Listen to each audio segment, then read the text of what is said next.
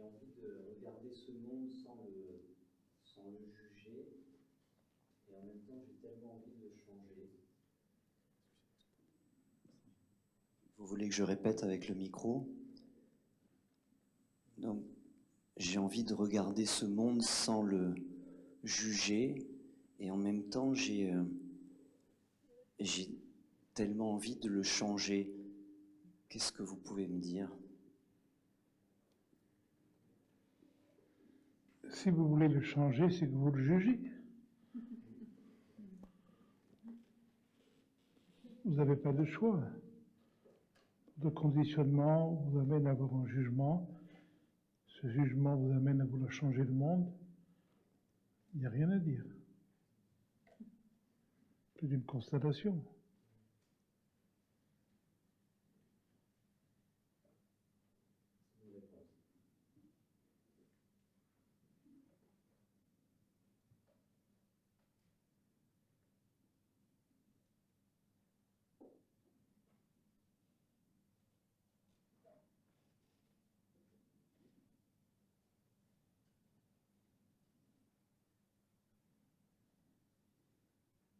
Être sans jugement est une forme d'imaginaire.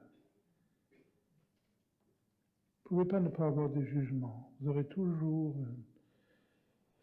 quelle que soit votre intelligence, une coloration qui vient de votre race, de votre culture, de votre passé. Donc plutôt que d'essayer cette abstraction philosophique de ne pas juger le monde, il est plus fonctionnel d'essayer de voir l'étendue de nos jugements, voir à quel point vos jugements sont idéologiques,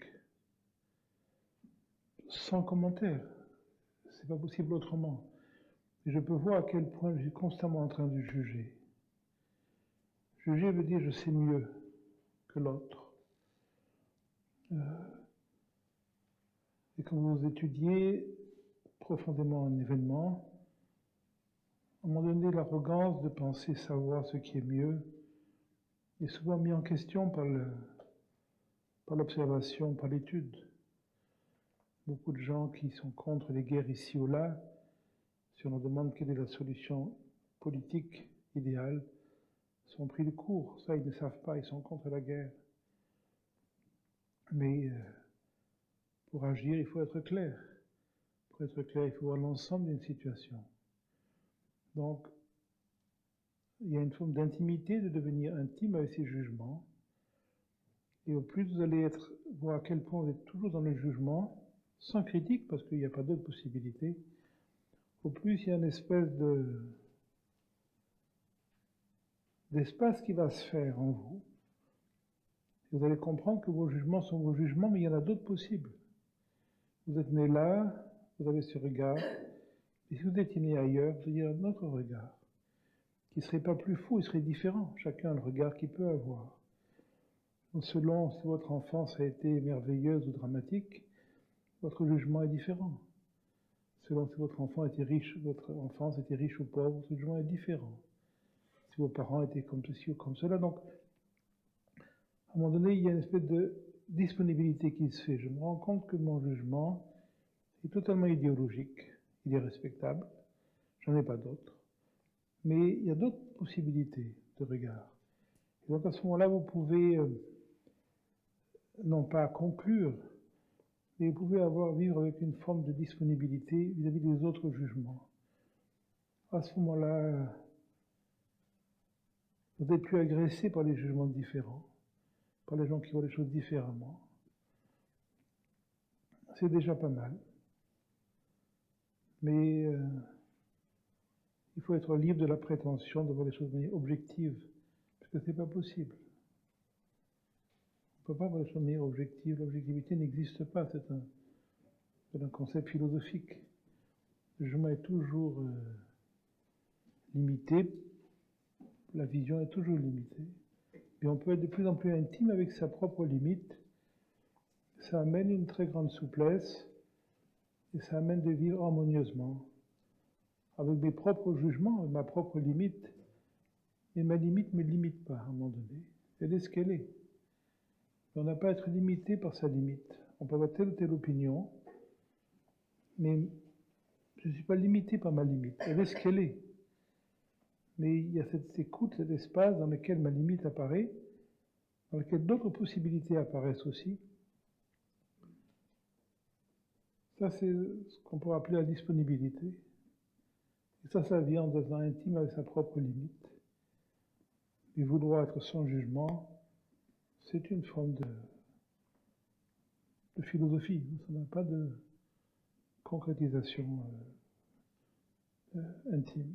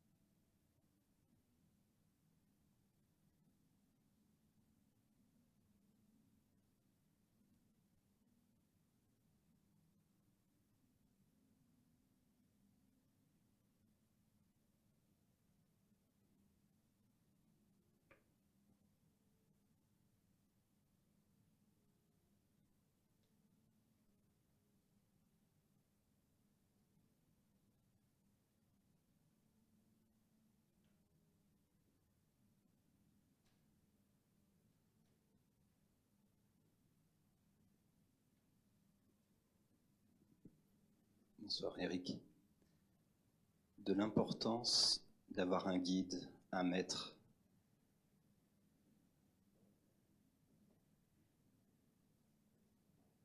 Il faut vivre avec la réalité. Pour être un peu terre à terre, on pourrait dire celui qui a besoin d'un maître, un maître, celui qui n'a pas de maître n'en a pas besoin. Chercher un maître est un manque de clarté. La seule chose qu'il y a à chercher dans la vie, c'est pas le maître, c'est la clarté. Donc la recherche d'un maître est un manque d'orientation. Ce que je dois étudier, c'est ma vie, c'est mon fonctionnement, c'est mon affectivité, ma limite. Si dans cette écoute, à un moment donné, une rencontre se fait, pourquoi pas? Mais la notion de maître en Inde a été élaborée pour des raisons, on ne va pas rentrer ça, parce qu'on n'a pas dans une réunion anthropologique, mais pour des raisons très culturelles. En Inde, tout se passe par la tradition orale, pour la raison que l'écrit était très peu accessible à la plupart des gens. Si on parle des écrits sanscrits, la plupart des gens en Inde ne parlent pas sanskrit. Donc si vous voulez apprendre quelque chose, il fallait avoir un maître. Que vous appreniez les arts martiaux, que vous appreniez l'art de la sculpture, que vous appreniez le sanskrit, que vous appreniez la danse, le yoga, il n'y avait pas de livre lisible, sauf à des gens très élaborés intellectuellement, culturellement. Donc pour apprendre quoi que ce soit dans la tradition indienne, comme dans toutes les traditions du monde, jusqu'à ce que l'écriture ait été vraiment absorbée, ce qui est très tardif dans l'histoire de l'humanité, il fallait aller voir quelqu'un pour apprendre. Et l'apprentissage traditionnel se fait par mimétisme. Donc le livre n'a aucune place. Quand on apprend les arts de combat, c'est en regardant, c'est en imitant. Quand on apprend la danse, même si en Inde le maître ne montre jamais le mouvement de danse, Le maître donne la direction du mouvement. C'est une forme de mimétisme intérieur. La musique, c'est uniquement par mimétisme, le yoga aussi. Donc voilà, tout se fait. Donc l'importance du maître est là, dans le sens que le maître est celui qui transmet la connaissance. Mais autant vous ne pouvez pas apprendre le yoga sans un maître de yoga, ou les arts martiaux sans un maître d'arts martiaux, autant pour ce qui est de pressentir ce que vous êtes profondément, on pourrait mettre en question le maître.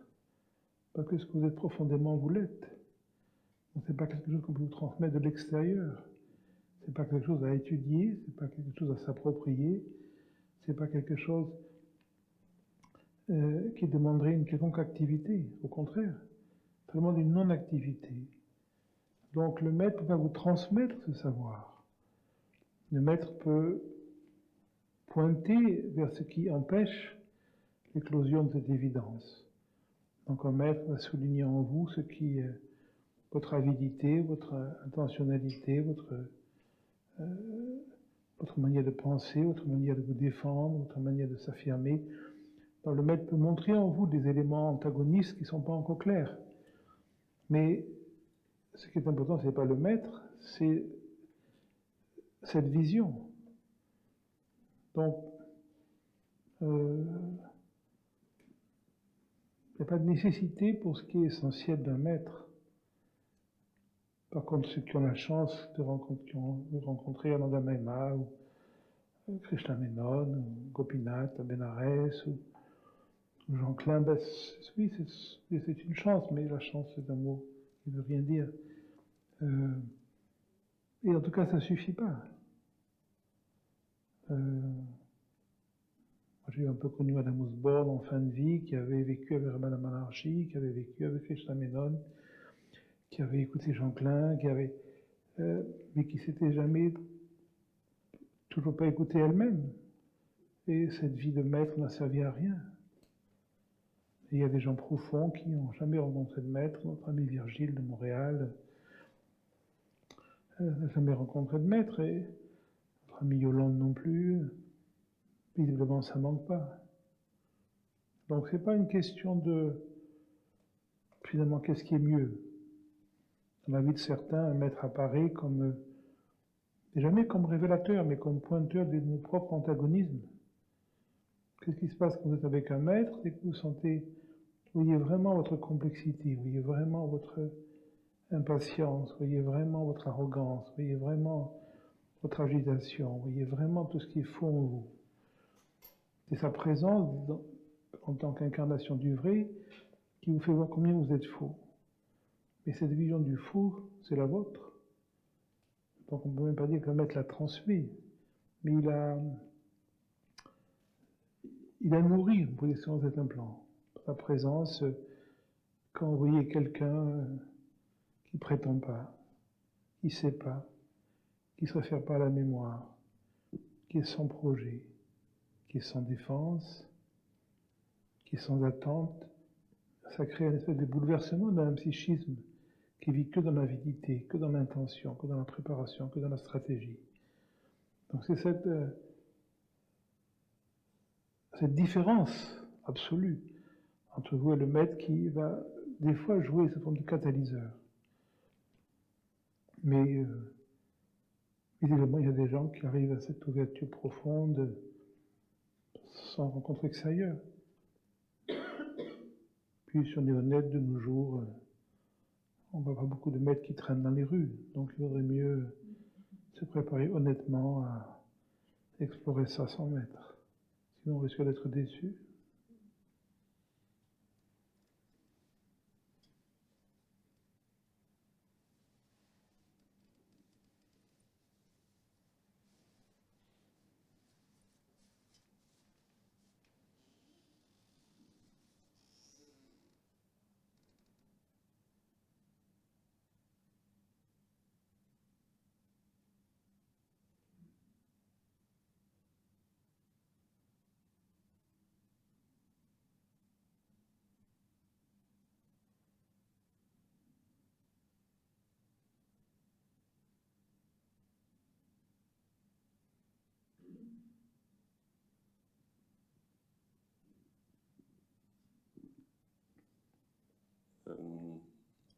suis ici. J'ai une question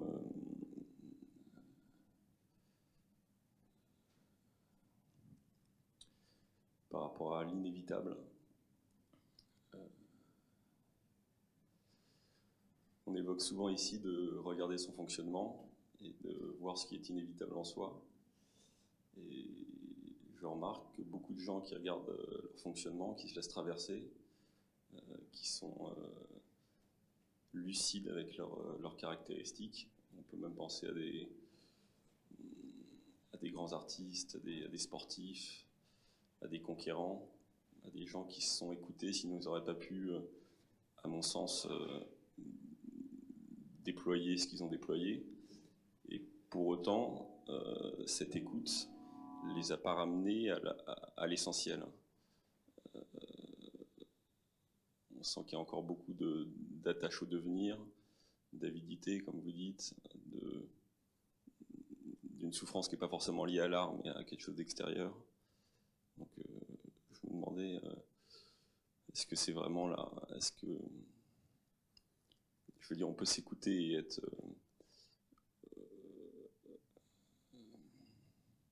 honnête avec ses caractéristiques et voir ses limites, et ça ne nous ramène pas forcément à notre non-limite. Donc, est-ce qu'il y a une écoute C'est que l'accent est mal mis. Quand on dit écoutez votre fonctionnement, c'est pas pour votre fonctionnement, c'est pour l'écoute. L'accent n'est pas sur le fonctionnement, l'accent est sur l'écoute. Comme on ne peut pas vous dire écoutez l'écoute, parce que ce processus est non mental. On vous dit écoutez quelque chose, c'est un prétexte. En yoga, on écoute le corps.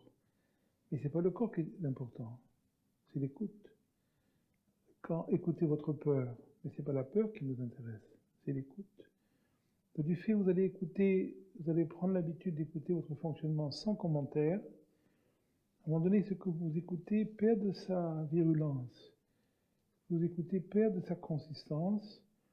Et ce que vous écoutez se quitte l'élément affectif qui est uniquement lié à l'identification. Et à ce moment-là, ce que vous écoutez va se déployer tactilement dans l'écoute et par sa nature même va se résorber. Et quand ce qui est écouté se résorbe, celui qui écoute se résorbe simultanément, parce qu'il ne peut pas y avoir de sujet sans objet. Donc quand l'objet s'élimine, le sujet s'élimine simultanément parce qu'il était la même face, la face de la même pièce. À ce moment-là, quand il n'y a plus rien d'écouté, ni personne qui écoute, c'est ça qu'on appelle l'écoute. Donc celui qui s'écoute pour devenir plus, le mot écoute est presque impropre. Donc c'est vrai qu'il y a des sportifs, qu'il y a des gens qui connaissent bien, puisqu'on peut entendre les caractéristiques, et de bien se connaître permet d'être meilleur que d'autres. C'est respectable. Et ce dont on parle dans l'approche traditionnelle, c'est pas de ce qui est connu qui nous importe, c'est l'écoute. Donc on utilise l'objet corps, l'objet psychique, comme dans la science du son, des mantras, on utilise l'objet son comme prétexte. Mais le but d'un mantra n'est pas du tout son efficience, n'est pas du tout son articulation, c'est sa résorption. Quand le son se résorbe, celui qui écoute se résorbe également. Donc toutes les approches traditionnelles visent cette résorption, que ce soit les dires islamiques, que ce soit les méditations debout taoïstes, que ce soit le yoga. On parle tous de la même chose, on ne parle pas de ce qui se passe, on parle de la mort de ce qui se passe. Pour ça, on exalte la vie pour mieux vivre la mort. Donc celui qui s'écoute en vue d'un développement, il y a une forme de respect, parce que finalement, qu'est-ce que c'est naître? Vous avez ce nombre de qualifications. Vous êtes là pour explorer ces qualifications. Vous êtes né de la conscience. Vous allez mourir dans la conscience. Si la conscience avait voulu rester pure, sans qualification, ça se serait. Donc, le fait de naître est une forme de... Vous avez nécessité, par votre naissance, d'explorer le monde. C'est pour ça que ça n'a pas de sens, les gens qui disent « je vais me libérer du monde ». Non, non, mais ça va se faire. À un moment donné, on meurt. On se libère du monde. Mais celui qui veut, avant sa mort, être libre du monde, c'est une forme d'anticipation, une forme de manque de respect. On est là pour explorer ce qui est là, la santé, la maladie, le succès et l'échec, la jeunesse, la vieillesse. Tout ce qu'on explore, c'est nécessaire. Pourquoi? Parce que c'est rien d'autre que la conscience. Pour des raisons qui ne sont pas compréhensibles à l'esprit humain, on a besoin d'explorer la conscience à travers cette objectivation. Donc, il y a une justesse d'explorer ses capacités. Mais il y a une différence entre explorer et exploiter. Le grand sportif exploite ses capacités. Quand vous écoutez vos capacités, vous ne devenez pas un grand sportif. Vous pouvez être sportif, mais vous n'allez pas aux Jeux Olympiques. Aller aux Jeux Olympiques, c'est mauvais signe. Vous ne devenez pas président de la République, c'est très mauvais signe également. Mais ça n'empêche pas, il y a des gens qui ont des capacités phénoménales et vous pouvez être tout à fait honorable dans votre activité. Mais il y a des limites. L'écoute de ces capacités est différente avec la mégalomanie. Donc si l'accent est mis sur l'écoute, il n'y a pas de mégalomanie. Si l'accent est mis sur le développement, à ce moment-là, bien sûr, on arrive à toutes les imaginaires de développement personnel qui sont à la mode de nos jours. Là, c'est une autre chose. Donc si l'accent est sur l'écoute, il n'y a pas cette problématique.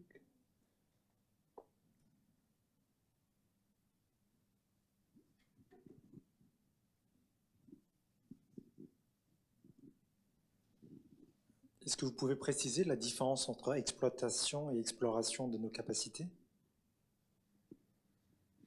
L'exploration est sans but. L'exploration est uniquement une forme de respect. Voilà, vous devez respecter ce qui vous est donné. Que vous soyez en période de paix ou de guerre, vous devez respecter ce qui est là. Que vous soyez en bonne santé ou malade, vous devez respecter ce qui est là. Que vous soyez heureux ou malheureux, vous devez respecter ce qui est là. Pourquoi? Parce que vous n'avez rien d'autre que ce qui se présente sur l'instant. L'exploitation, c'est vouloir vous approprier une qualification, vous prendre pour la force, vous prendre pour la virilité, vous prendre pour la beauté, vous prendre pour la richesse, vous prendre pour la célébrité, être reconnu. Celui qui est reconnu vit dans un imaginaire. Celui qui veut gagner vit dans un imaginaire. Celui qui veut quoi que ce soit vit dans un imaginaire. On n'a pas besoin de ça. Vous faites ce que vous pouvez faire. Vous faites de la boxe, vous boxez. Quand vous allez être meilleur, vous allez gagner. Quand vous allez être moins bon, vous allez perdre. Mais il n'y a pas besoin d'imaginaire. C'est le ring qui vous maintient à votre niveau. On peut très bien faire de la compétition sans vouloir gagner. J'ai connu des gens qui faisaient des compétitions de combat, montaient sur un ring, il y en avait un des deux par terre à la fin. Mais le but était de faire le maximum de sa capacité. C'est une forme de célébration de la vie, comme un chanteur qui doit faire un maximum de sa capacité. Pas un maximum comme exploitation, maximum par humilité. Vous êtes là pour faire le maximum de ce que vous pouvez faire. Quand vous avez un jardin, vous occupez au maximum. Quand vous avez un enfant, vous occupez un maximum. Vous devez vous occuper de la société, de votre environnement, au maximum de vos capacités. Maximum veut dire respect. Quelqu'un d'autre a d'autres capacités, il fera mieux que vous. Quelqu'un d'autre a moins de capacités, il fera moins bien que vous. On a ce qu'on a comme capacité. Et quand on monte sur un ring de boxe, on monte pour boxer, pas pour gagner. Quand c'est mal compris, à ce moment-là, il y a l'imaginaire du gagnant et du perdant. Il y en a un qui se réjouit, il y en a un qui s'attriste. Mais si on aime un art, il n'y a pas de gagnant et de perdant. On fait le maximum, ça s'arrête là. Donc il n'y a pas d'exploitation. À ce moment-là, il y a une utilisation fonctionnelle de la technicité corporelle, la technicité psychologique. Elle n'est pas exploitée pour être applaudie. Il n'y a pas d'applaudissement. par respect de la nature et sans applaudissement. Vous devez aimer la nature librement. Et le corps, c'est la nature. Quand vous avez appris un art, vous devez vous donner complètement à cet art. Ensuite, que l'extérieur dise que vous avez gagné ou perdu, que vous avez réussi ou échoué, que la critique d'art valide votre exposition de peinture ou qu'elle la critique. Chacun a son rôle. Vous faites ce que vous avez pu faire, avec l'intuition, avec l'émotion, avec la dynamique qui vous a habité à ce moment-là. Il y en a qui aiment, il y en a qui n'aiment pas. Tout est juste. Et vous faites ce que vous avez pu faire, ce que vous avez dû faire.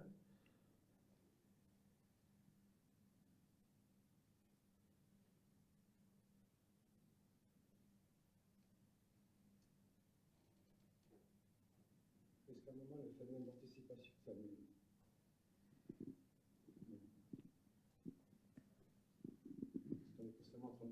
est constamment en train d'anticiper plus ou moins la vie de demain, après-demain, 5 minutes, ainsi de suite.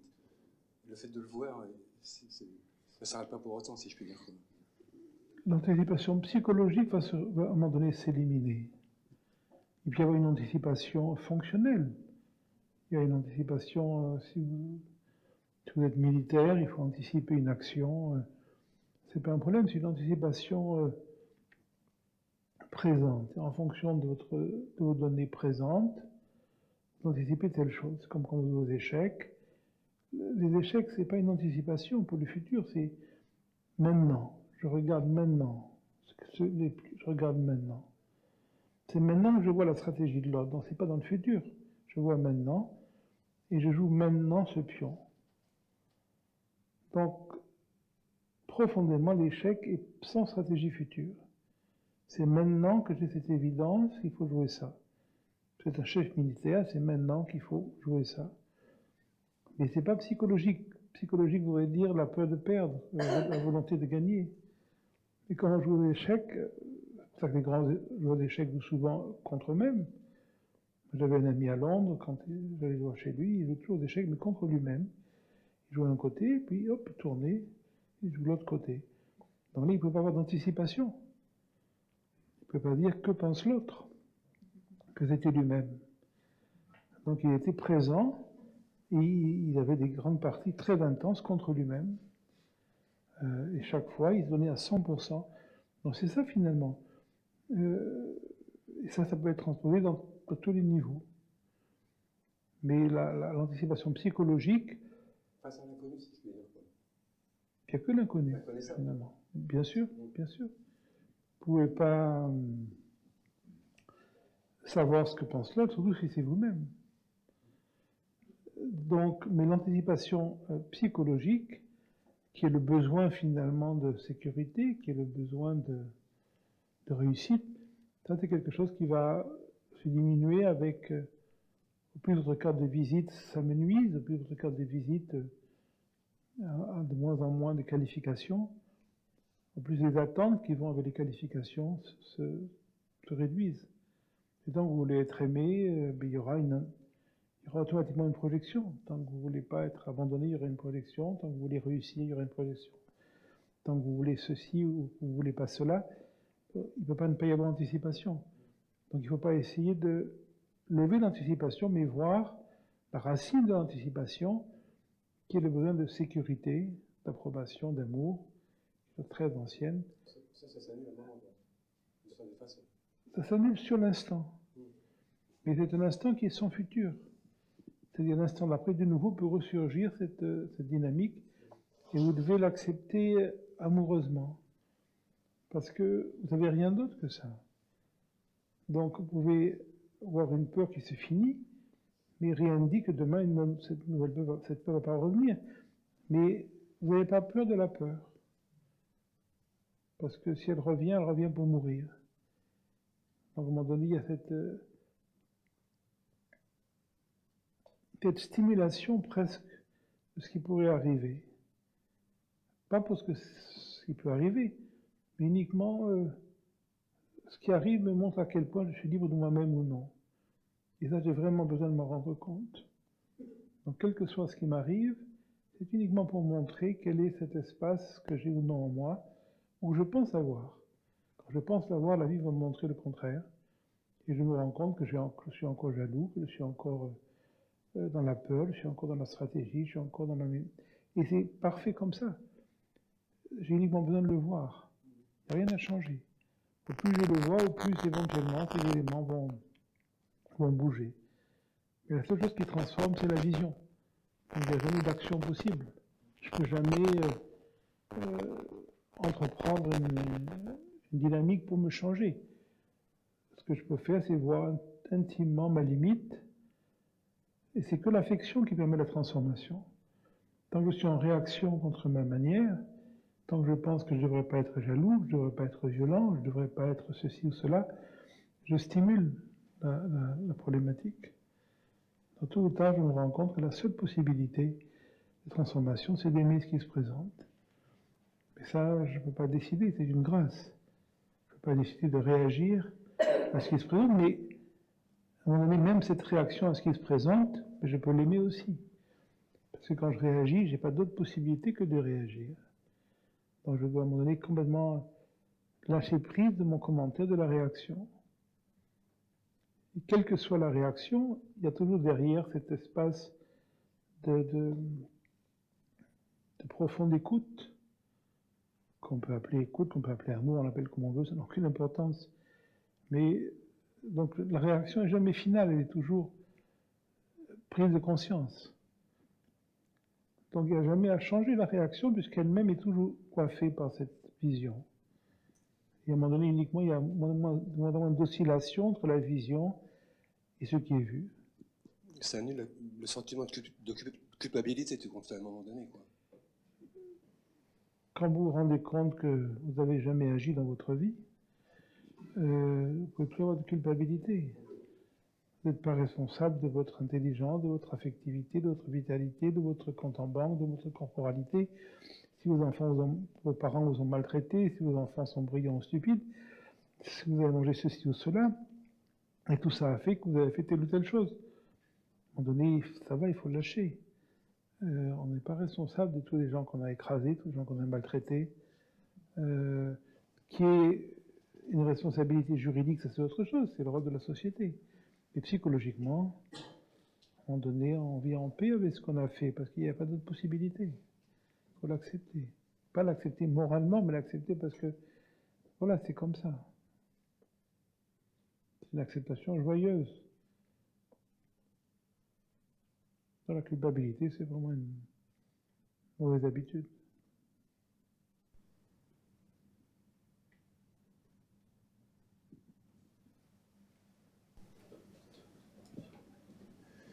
Oui, je voudrais poser une question sur l'évolution et puis sur la conscience. Tu parlais tout à l'heure, à l'instant de la conscience. On est toujours en train de parler, de se dire qu'on va évoluer. On évolue. On passe du mental au supramental, etc., etc. Et j'aimerais que tu dises quelque chose là-dessus, s'il te plaît. Pour moi, c'est un imaginaire, l'évolution. Il y a changement, la vie est changement. Mais je ne vois pas d'évolution... Non, il y a changement. Après, l'évolution, c'est un jugement. Qu'on pense que le Moyen-Âge est une période obscure et la Renaissance lumineuse, ou le contraire, c'est un point de vue idéologique.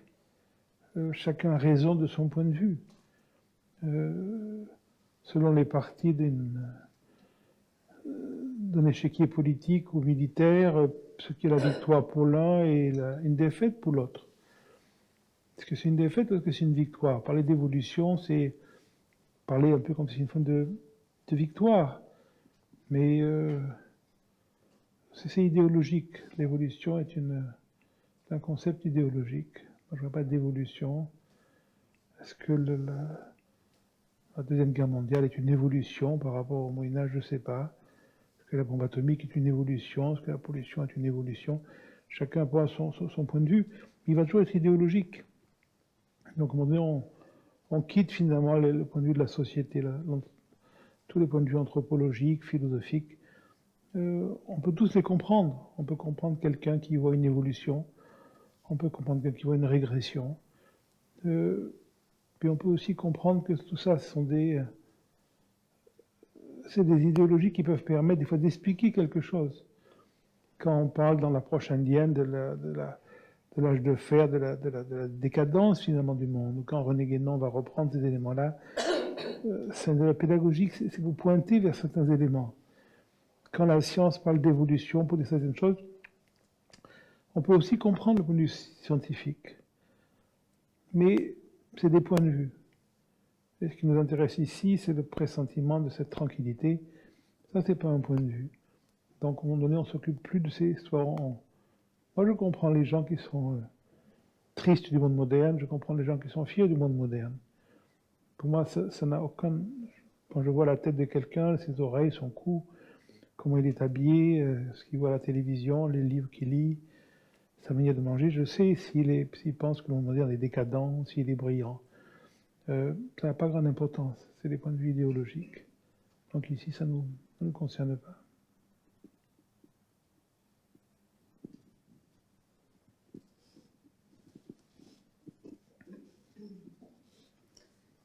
L'objet m'interpelle et ça évolue dans ma tête. Je voulais savoir si l'objet existe grâce au sujet. Est-ce que le sujet existe sans l'objet?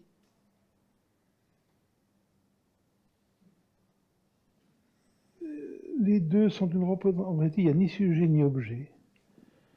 Le sujet et l'objet, c'est une représentation mentale. Notre cerveau ne permet pas une autre formulation. Au niveau scientifique, la physique quantique a pu prouver que le sujet et l'objet apparaissaient et disparaissaient simultanément. Il ne peut pas y avoir l'un sans l'autre. En vérité, il y a perception. Mais pas perception dans le sens vulgaire du terme, dans le sens de quelque chose de perçu, quelqu'un qui perçoit. Il y a perception, et la perception est pure. Dans une perception, il n'y a rien de perçu, personne qui perçoit. Ensuite, quand vous voulez expliquer la perception, par exemple, si vous touchez le tapis avec votre main, alors on vous demandera, qu'est-ce que tu sens, le tapis ou est-ce que tu sens ta main? Si vous parlez à un enfant jeune, vous dites, je sens le tapis, c'est lisse, c'est bon. Si vous parlez à un enfant moins stupide, plus âgé, vous allez dire, non, bien sûr, c'est ma main que je sens. Mais si vous parlez à un adulte, vous allez dire, mais non, ce que j'appelle la main, ce que j'appelle le tapis, c'est une représentation conceptuelle. En vérité, il y a perception pure.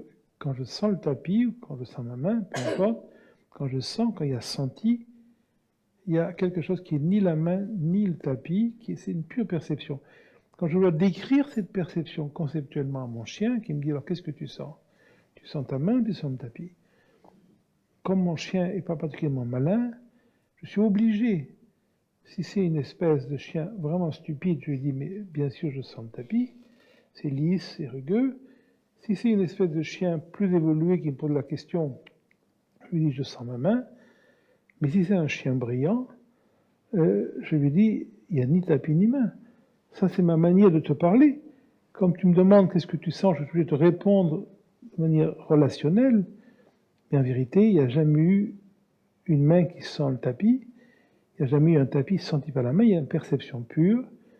Et ensuite, quand je dois décrire conceptuellement cette perception, je suis obligé, sémantiquement, d'employer une relation sujet-objet qui n'est pas descriptive d'un événement, mais qui est descriptive de ma limite, de mon extrême limite conceptuelle. Dans la perception, c'est une représentation idéologique. Ça n'existe pas. La relation sujet-objet, c'est une représentation philosophique.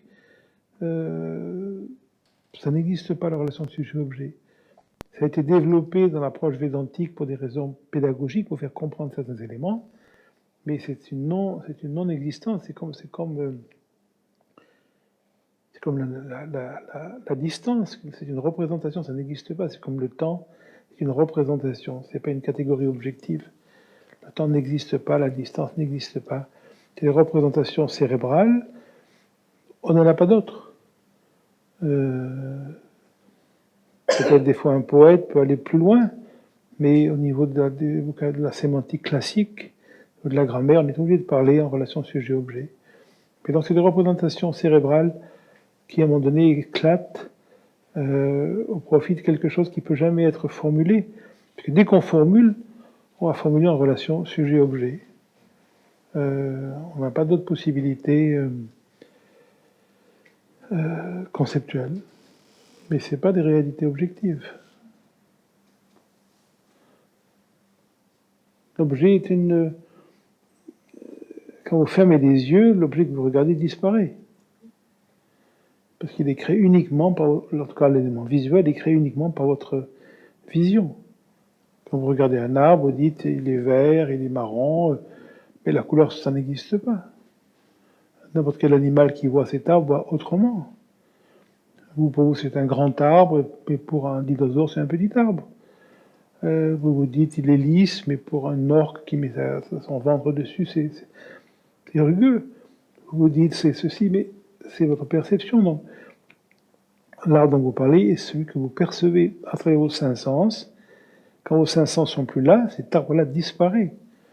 Alors qu'il existe quelque chose que vous ne pourrez jamais ni voir, ni sentir, ni toucher, ni goûter, etc. C'est quelque chose qui est improuvable et pas scientifique. Donc scientifiquement, l'arbre n'existe que quand vous le percevez. Et quand vous ne le percevez pas, il n'y a pas d'arbre. Alors c'est quelque chose sur lequel la sensorialité se projette. C'est une opinion philosophique respectable, mais du fait que ce n'est pas prouvable, on ne peut pas l'accepter scientifiquement. Donc l'objet existe uniquement par la perception. Il n'a aucune existence indépendante.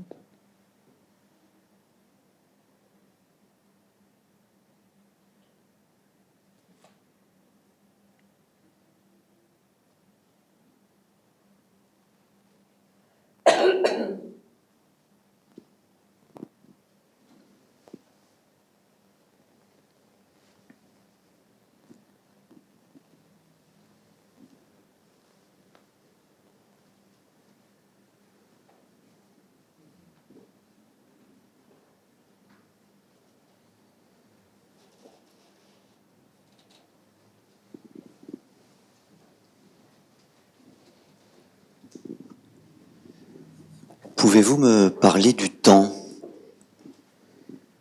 s'il vous plaît? C'est un autre concept sympathique, mais encore une fois, c'est une représentation. Abhinavagupta, dans le chapitre 6 du Tantra local, le chapitre sur le temps, précise que le temps, c'est une création d'essence. Finalement, c'est l'inspiration et l'expiration dans le corps qui crée le temps. C'est pour ça, dans le yoga, on met l'accent sur l'espace après l'expiration, qui est un non-temps. Et Abhinavagupta se moque des gens qui veulent agrandir, ces malheureux qui font du yoga, qui font des rétentions de souffle, qui essaient d'agrandir ces rétentions, en disant que vouloir agrandir le temps d'un non-temps est complètement absurde. Donc, encore une fois, le temps, c'est cette représentation du non-temps transposée dans l'espace perceptuel. Donc c'est une représentation allégorique, mythique. Finalement, dans les textes mythologiques, le temps correspond à Hanuman. L'inspiration et l'expiration, c'est Hanuman.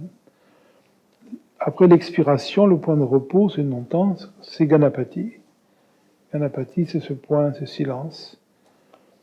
C'est pour ça qu'Hanuman est toujours en mouvement, comme l'inspiration et l'expiration. C'est pour ça qu'Hanuman est toujours adoré dans les techniques, dans l'approche yogique, parce que c'est le maître du souffle. Mais c'est Ganapati qui ordonne le souffle, parce que c'est Ganapati qui représente ce silence, le sandhya, ce point de jonction, qui est avant l'apparition du temps, qui est après la disparition du temps. Donc le temps est vraiment créé par l'activité énergétique du corps. C'est le ressenti, c'est la perceptibilité du corps, le ressenti qui est géré par la respiration, mais dans la respiration dans le sens indien du terme, dans le sens du prana, pas dans le sens de la respiration physiologique. C'est la respiration qui crée le temps. L'inspiration crée le temps, la rétention à plein déploie le temps, l'expiration résorbe le temps, et le moment après l'expiration correspond à ce non-temps. Pendant longtemps, pour le yogi, l'inspiration fait quitter le non-temps, la dilatation fait quitter le non-temps, et l'expiration ramène le non-temps.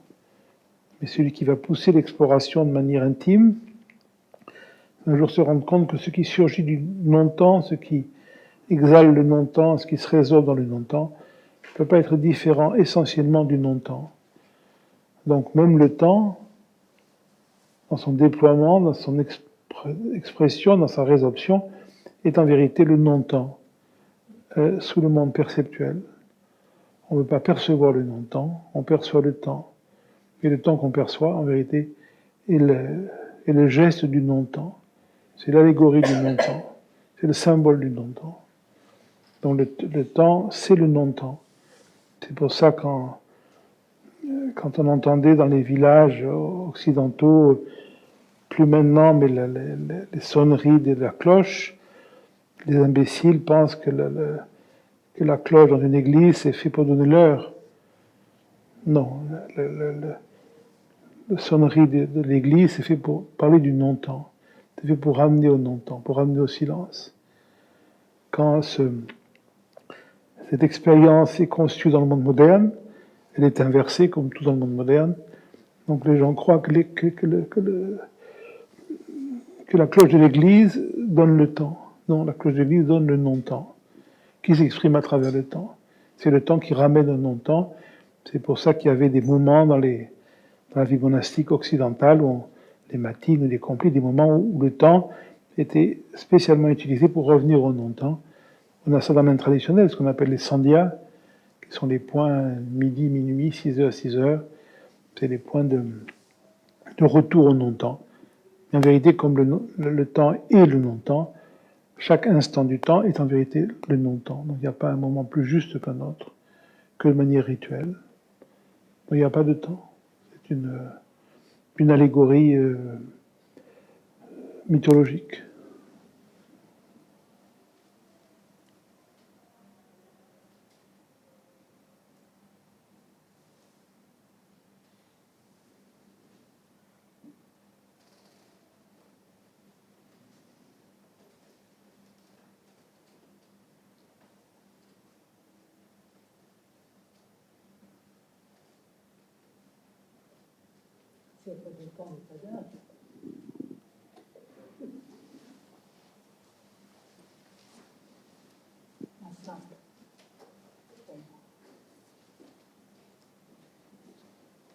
Posez la question autrement.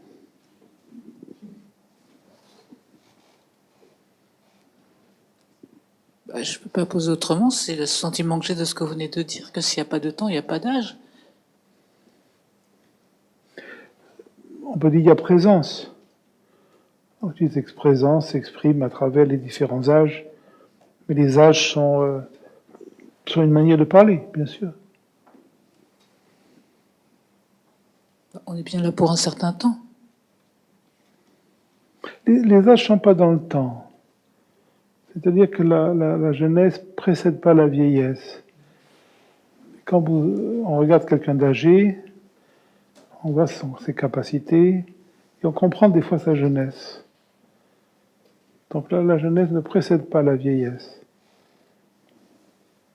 On s'aperçoit à ce moment-là que le temps est une catégorie mentale, ce n'est pas un fait objectif. La vie d'un être humain ne peut pas se comprendre avec un point de départ et un point d'arrivée. C'est une représentation. Mais les faits saillants de la jeunesse sont expliqués par la vieillesse, et non pas le contraire, comme souvent on le voit.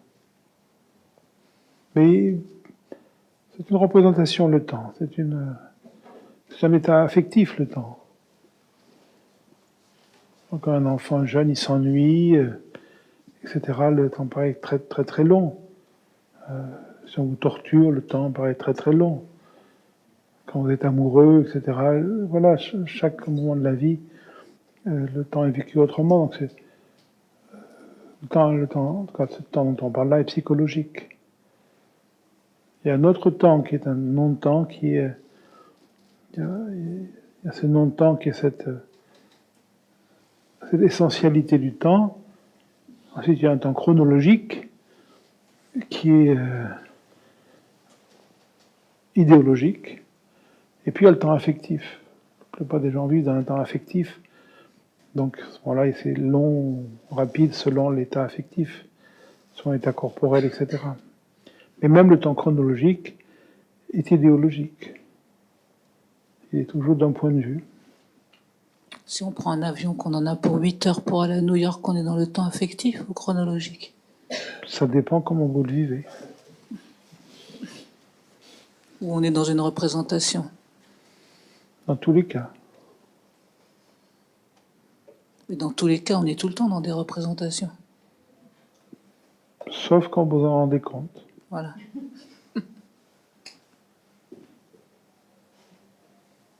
Mais ces choses-là ne sont pas un problème. Il ne faut pas créer des éléments de philosophie et partout. Des fois, ça a une valeur de pointer vers quelque chose, mais ce qui est important, c'est de voir son fonctionnement, c'est de voir sa peur, son avidité, ses résistances. C'est ça qui est important. Beaucoup plus que d'explorer le concept du temps, qui est une... Là, on va rentrer dans des choses vraiment conceptuelles, et ça a une valeur. Les chrétiens l'ont fait. Maître Eckhart parle admirablement de ce moment de ce non-temps, un peu comme l'axe de la porte, le gong, sur lesquels les choses vont et viennent. L'Inde a symbolisé ce non-temps avec la svastika. Le cœur de la svastika, c'est ce point autour duquel tout tourne. Donc les mondes partent de ce point et se résolvent dans ce point. Voilà, toute la mythologie indienne parle uniquement de ça. Mais à un moment donné, il faut quitter ces éléments décoratifs finalement et aller vers l'essentiel. L'essentiel, c'est de voir son fonctionnement. Et là, je vais voir quand j'ai un lien affectif avec une situation, mais mon temps dépend entièrement de ce lien. Des fois, le moment passe très vite, des fois, il passe très lentement. Donc, je dois me rendre compte combien l'état affectif influe sur ma perception du monde. C'est ça qui est important. Quel est le rôle des psys là-dedans?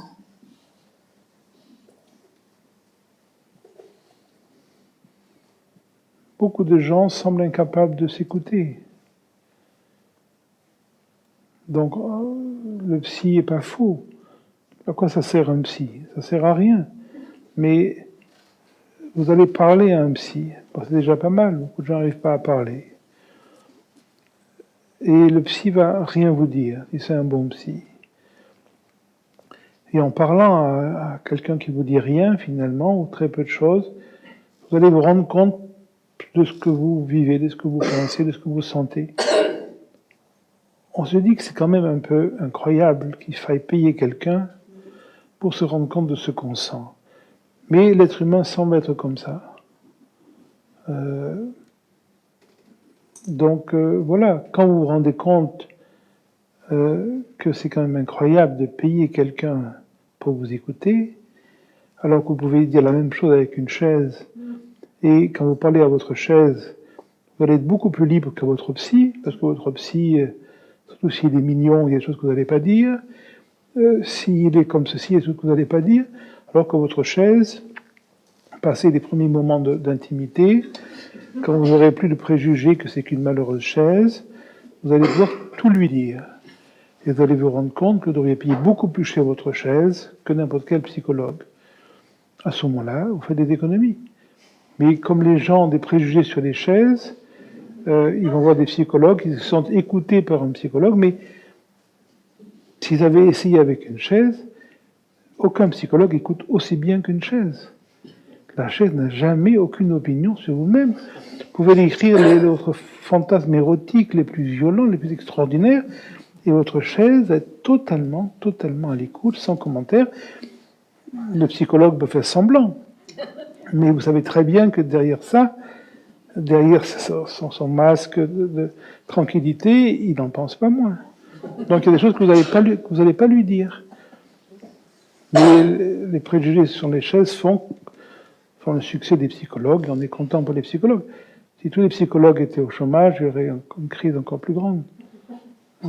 Mais quand on n'a pas de préjugés sur les chaises, on ne va pas voir de psychologue. Et puis un jour, on se rend compte qu'on n'a pas besoin d'exprimer ce qu'on sent. qu'on peut le sentir directement. Et à un moment donné, il n'y a plus jamais rien à exprimer, ni à un psychologue, ni à une chaise, ni à personne, ni à soi-même. On vit en accord avec ce qui se présente. Et pour beaucoup de gens, la société, l'éducation a tellement mis l'accent sur le fait de ne pas sentir, mais de faire, d'agir, de réussir, que les gens ont souvent besoin que quelqu'un semble les écouter. Et à un moment donné, ça peut être tellement étrange de vouloir être écouté. Pourquoi faire? Pourquoi est-ce qu'on devrait m'écouter? C'est complètement... ça veut rien dire. Les gens ne peuvent pas vous écouter. Ils projettent, un psychologue projette, il n'y a que des choses qui ne projettent pas. Pourquoi est-ce qu'il faudrait qu'on m'écoute? C'est étrange. Mais bon, ça fonctionne comme ça. Donc ça a sa place, momentanément. Qu'est-ce que vous voulez dire à la société qui ne nous a pas du tout mis sur la route de sentir? Parce que la société met l'accent sur le devenir. On force l'enfant, on lui fait croire qu'il doit devenir, il faut qu'il trouve un travail, il faut qu'on l'aime, il faut qu'il ait un mari, une femme, de préférence fidèle, il faut qu'il ait des enfants, il faut qu'il réussisse, il faut qu'il ait une machine à laver, il faut qu'il ait une voiture, il faut qu'il parte en vacances. Je veux dire, c'est une société où on fait croire aux gens que d'avoir les choses les rend heureux. Il faut qu'ils soient le meilleur, on félicite les gagnants, on blâme les perdants, on stimule la compétition dans le sport, au lieu de mettre l'accent sur individuellement sur les capacités des enfants, de voir ce pourquoi ils sont faits, on veut tous les éduquer pareil, etc., ce qui fait que personne n'est éduqué. Et il y avait cet esprit de compétition qui est extrêmement virulent, etc. Et tout ça pour des raisons purement mercantiles, pour des raisons tout à fait mercantiles. Donc c'est respectable, mais voilà. Donc ces éléments-là ne favorisent pas, et les parents très souvent sont esclaves de cet imaginaire idéologique, et donc ils vont... faut que leur enfant soit performant. Il y a même des parents qui achètent des jeux éducatifs à leurs enfants. Quelle folie de vouloir éduquer les enfants. Un enfant est là pour jouer, c'est le jeu qui va le libérer. Le jeu ne doit pas être éducatif. L'éducation, c'est à vomir, l'éducation. C'est tout doit être interdite. Un enfant, il faut qu'il joue. Il faut qu'il apprenne à jouer. Jouer veut dire gagner et perdre. Heureusement, les deux. Quand l'enfant a compris ça, il a compris le sens de la vie.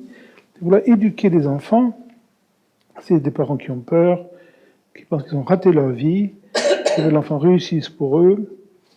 Ce qui part d'un ratage va amener un autre ratage. Donc on exploite les enfants. La plupart des parents exploitent les enfants. Ils ne veulent pas que les enfants fassent les mêmes erreurs qu'eux. Et ça, c'est la seule possibilité qu'ils font exactement les mêmes erreurs qu'eux. Donc, mais c'est la peur. C'est normal, c'est respectable, on n'en veut pas à ses parents. Mais il n'y a rien de plus atterrant que de voir des parents avec des enfants, de voir constamment les parents, va pas ça, fais pas ça, tu vas te faire mal. Et alors, mais si c'est mal, c'est quoi le problème? Il va explorer, il va savoir. Pourquoi empêcher un enfant de se faire mal? L'enfant doit explorer la vie. Il y a des limites. Mais moi j'ai vu des parents, des enfants, mais pas la main dans le feu. Pourquoi pas mettre la main dans le feu? Ma fille, une fois, elle avait du feu, et elle s'approchait. Oui, on le fait ensemble. Je te prends la main, tous les deux, on s'approche. Elle n'a plus voulu. Elle dit, ah bon, tu veux plus? Pourquoi c'est chaud? Bah alors voilà, tu mets plus ta main. Mais pourquoi empêcher de faire l'expérience? Pourquoi dire, il ne faut pas mettre la main dans le feu? Moi, je ne sais pas s'il ne faut pas que se brûle ou non.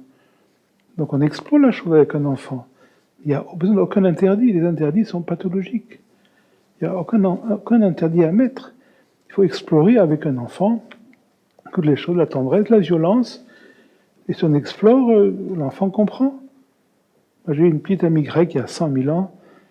Elle me dit, tu sais, ce soir tu viens chez moi, mais il y a mon fils, et il est difficile. Je dis, ça veut dire quoi, il est difficile? Il me dit, il donne des coups de pied à tout le monde. Je dis, et les gens ne veulent plus venir me voir, parce que dès que tu vas arriver, on donne des coups de pied. Je lui dis, écoute, moi j'aime beaucoup les coups de pied, j'ai passé des années à m'entraîner à donner et à recevoir des coups de pied, donc tout à fait, je peux gérer les coups de pied de ton fils. Et on arrive, et l'enfant me voit et donne un coup de pied. Alors je lui dis, écoute, mais c'est sympathique, tu sais pas très bien les donner, mais c'est sympathique. Il me redonne un coup de pied. Je lui dis, écoute, c'est pas mal, mais c'est toujours pas brillant. C'est je te montre comment donner un coup de pied. Il me redonne un coup de pied. Soit je lui donnais un petit coup de pied, et puis il me redonnait. Et chaque fois, je tapais un peu plus fort que lui. Je lui dis, écoute, tu sais, moi, j'adore recevoir des coups de pied et les donner. Et puis, à un moment donné, il s'est arrêté. Il s'est arrêté de donner des coups de pied, et il n'en a plus donné. Mais si on avait dit à cet enfant, il ne faut pas donner des coups de pied, ça ne marche pas. Donc, en fait, il faut explorer les choses. Et l'enfant, lui fait comprendre par lui-même le ressenti, etc. Et naturellement, il y a une forme de... L'être humain est très organique, très bien fait, c'est ce que c'est la douleur, c'est ce que c'est la violence, la tendresse, et on fonctionne tous pareil. Donc il faut explorer avec l'enfant. L'interdit est une forme de... C'est vraiment un échec. Une société qui interdit les choses, une société d'échec. Alors que la société le fasse, au juridique, il n'y a pas d'autre choix. Mais au niveau éducatif, l'interdit est un manque d'intelligence, comme la punition, comme la félicitation. On n'a pas à féliciter un enfant parce qu'il est brillant, c'est pas de sa faute. On peut faire remarquer des choses, mais on doit amener l'enfant de vivre avec sa capacité qui est parfaite pour lui, mais ça demande une écoute, ça demande d'être libre des stéréotypes de la société, de vouloir que mon enfant réussisse, de vouloir qu'il fasse ceci, cela. Donc, dans une société, il y a peu d'écoute. Donc la société prédispose pas, on va dire, à l'intelligence. Mais c'est pas une critique, c'est une constatation. Peut-être c'est impossible une société non répressive. Mais en tout cas, si on veut parler de progrès, il y a pas mal de progrès à faire.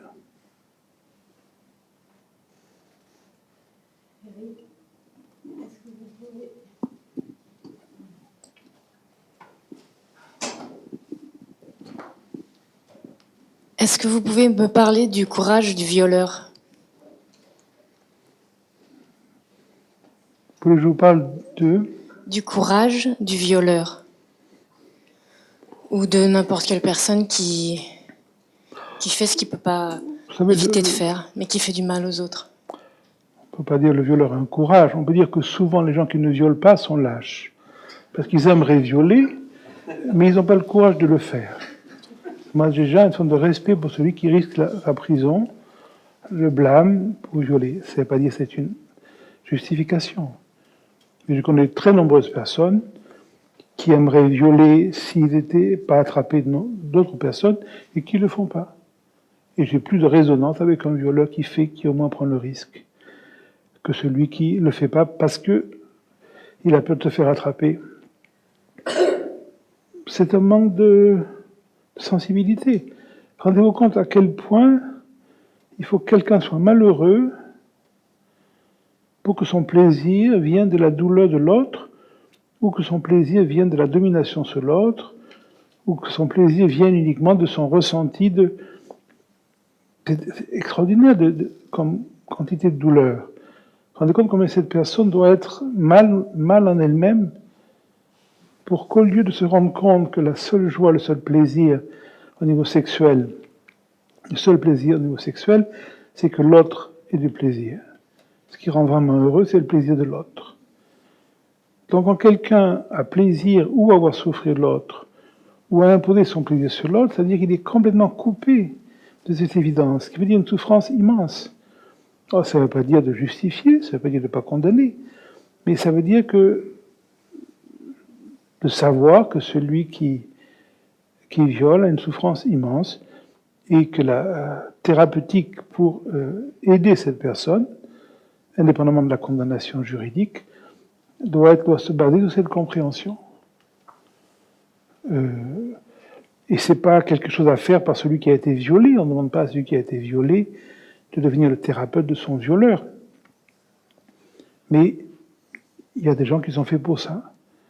Et en aucun cas, une thérapie peut fonctionner par la condamnation. Chacun a son place dans la société. Les juges ont leur place, les policiers ont leur place, les thérapeutes ont leur place, et ce n'est pas des places qu'on peut interchanger. Un juge thérapeute est un mauvais juge, un thérapeute policier est un mauvais thérapeute, et un policier psychologue est un mauvais policier. Donc il n'y a aucun antagonisme entre le jugement de la société, la répression policière et le rôle thérapeutique. Du point de vue thérapeutique, qui est celui dont on parle ici, effectivement, je dois comprendre la souffrance immense du violeur pour pouvoir l'aider. Ça ne justifie rien. Mais si je ne comprends pas ça, je ne pourrais pas être un bon thérapeute. Et beaucoup de gens ne peuvent pas le comprendre. Alors ils ne doivent pas être thérapeutes. Ils peuvent être policiers, ils peuvent être juges. C'est plus difficile d'être un bon thérapeute qu'un bon policier. Peut-être c'est trop vite.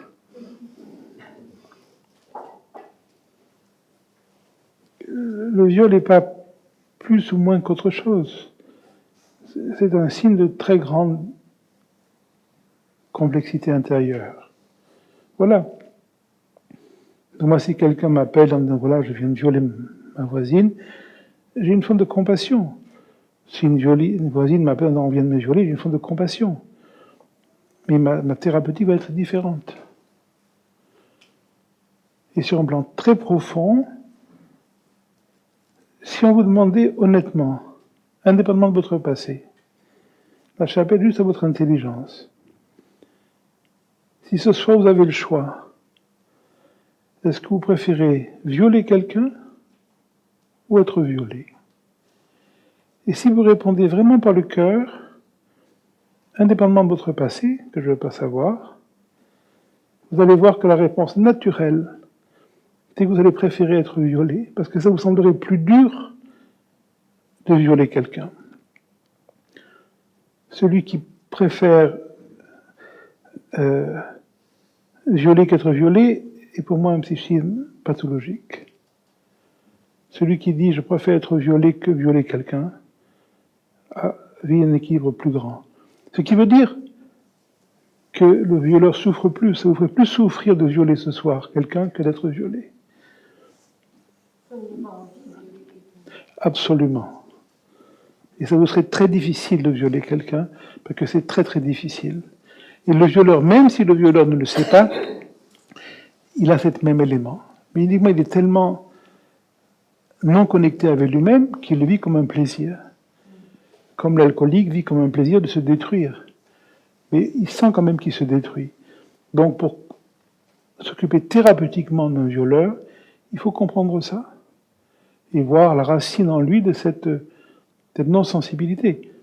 Mais c'est pas ça n'empêche pas la critique, ça n'empêche pas l'action juridique, ça n'empêche pas l'action violente, ça n'empêche pas... Mais il faut passer par ce moment d'écoute. Alors si celui qui a été violé peut passer par là, il se libère. Ma fille a été violée à 13 ans et à un moment donné, il a pu passer par ce moment de... J'ai posé la question, alors maintenant, est-ce que tu préférais que ce ne soit pas passé? Et j'ai vu que c'était vrai. À un moment donné, elle m'a dit non. Ça m'a ouvert les yeux sur beaucoup de choses. Je n'aurais pas voulu que ça ne se passe pas. Et tout le monde n'a pas fait ça. Elle a pu le faire après quelque temps. C'est uniquement si on accepte profondément la chose. Accepter ne veut pas dire justifier. Accepter veut dire vivre avec la réalité. Je dois vivre avec la réalité parce que j'ai rien d'autre à vivre. Celui qui veut oublier la réalité a une vie difficile. La réalité ne vous oublie pas. À un moment donné, je dois accepter tout ce qui m'est arrivé. Pourquoi? Parce que c'est ça la réalité. Et je dois vivre avec. Et quand je commence à accepter intimement ce qui m'est arrivé, il y a une sorte de clarification qui se fait. Des choses qui m'ont paru dramatiques vont petit à petit être vues autrement, être vues fonctionnellement. Mais tout le monde ne peut pas faire ça encore une fois. Chacun doit fonctionner selon sa capacité. Mais là où vous m'avez parlé de la thérapeutique pour un violeur, en tant que thérapeute, vous devez comprendre à quel point le violeur ou l'homme violent ou l'assassin doit avoir une vie difficile, même si ça ne se voit pas. Il y a des gens qui assassinent et qui ont l'air d'être très contents de faire ça. Il y en a qui violent et ont l'air d'être heureux de faire ça. Mais ça, c'est l'apparence. C'est l'apparence qu'on donne à la société. Mais quand on regarde profondément, c'est autre chose qui se passe. Celui qui est violent, même s'il en est content, en lui sait qu'il est violent et sait qu'il s'abîme. Et en plus, je tape sur quelqu'un, en plus, je tape sur moi-même. Mais il y a des gens qui sont trop, je dirais, complexes pour s'en rendre compte. Mais en tant que thérapeute, je dois vraiment me rendre compte, sinon je ne peux pas agir fonctionnellement.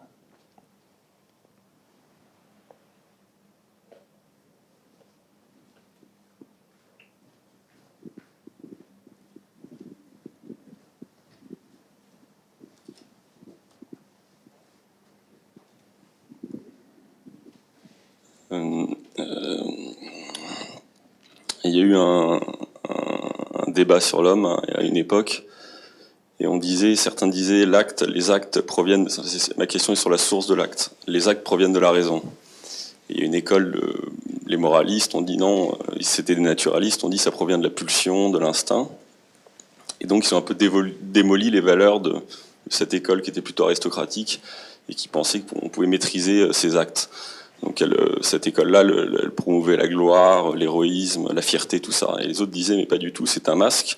Tout ça, en fait, c'est une passion de régner qui provient des instincts. Et derrière la vertu, il y a une passion de dominer. Derrière l'amour, il y a une passion de posséder. Derrière toute vertu, en fait, c'était sur la duplicité de l'homme. Pour autant, je reconnais une vérité là-dedans, mais il me semble aussi qu'il y a des actes verticaux et qu'il peut y avoir un amour réel, qu'il peut y avoir un élan héroïque réel, qu'il peut y avoir tout ça qui a une réalité. Donc est-ce que descendre d'un étage en disant tout est pulsion, tout est volonté de puissance, tout est horizontal, est-ce que ça aussi, c'est pas une interprétation? Est-ce que la source de l'acte, elle n'est pas justement dans cet ineffable, et que l'instinct, la pulsion, ça serait déjà un filtre, déjà une interprétation trop humaine? Mais il n'y a pas d'acte. L'interprétation, c'est de croire à l'acte. Où commence l'acte et où finit l'acte? Augmenter la capacité du microscope. Vous dites l'acte a commencé là, mais il n'y avait rien avant. Et vous dites l'acte finit là, mais il n'y a rien après. C'est vous qui décidez idéologiquement que l'acte commence là et finit là. Et vous voulez comprendre cette chose-là. C'est sympathique. Mais vous regardez la queue du chien, vous voulez comprendre le chien. Il n'y a pas d'acte. Ce qu'on appelle l'acte, c'est comme en stratégie militaire, une victoire ou une défaite. Après la défaite, c'est pas fini pour un historien. Et avant une victoire, ça commence quand une victoire? Bien avant, il n'y a pas de limite. Donc pour faciliter les choses, on dit il y a une telle date, telle victoire, tel échec, mais en vérité, ça n'existe pas. 100 ans après la victoire ou l'échec, ça continue encore. 100 ans avant la victoire ou l'échec, ça commence déjà. Donc ce que vous appelez un acte est une représentation. Et tout il n'y a rien de personnel. L'école de Benjamin Leggett a prouvé aux États-Unis que l'action commençait avant l'intention. Donc, il n'y a jamais d'intention et ensuite l'action. L'intention qui serait noble, qui serait vive, qui serait... Il faut laisser le vieux Freud dans son panier. Ce sont divans. L'action, les zones de cerveau de l'action sont stimulées dans une action, si on admet qu'il existe une action, ce qui n'est pas mon cas, avant l'intention. Donc c'est parce que vous vous levez de votre chaise que vous voulez vous lever. Si vous pensez que vous voulez vous lever, vous avez les choses à l'envers. On peut le prouver.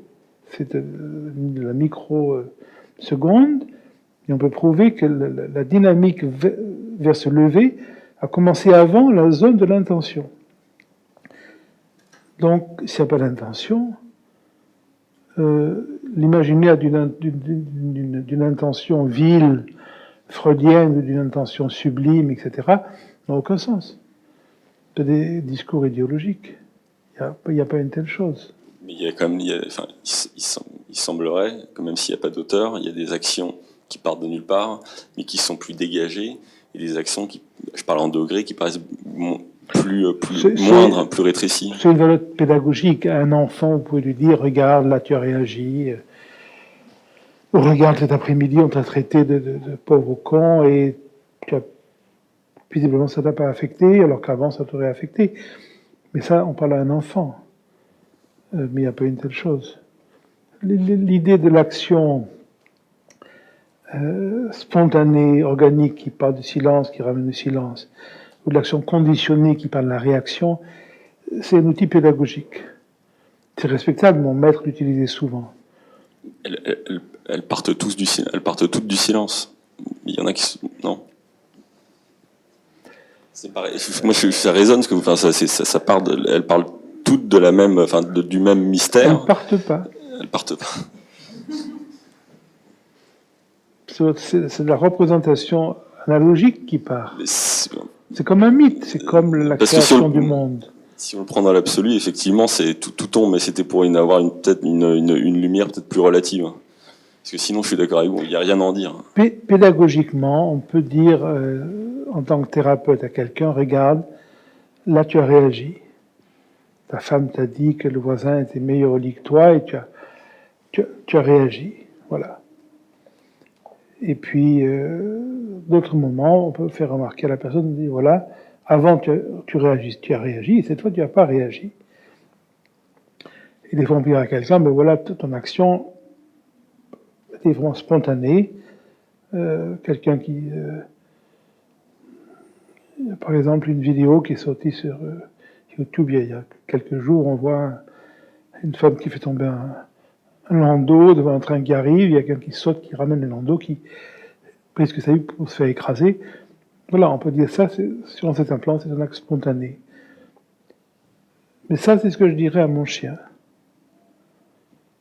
Si c'est le genre caniche, pas trop malin, mais si c'est un chien de haute race, je lui dirais, non, celui qui a sauté ne pouvait pas ne pas sauter.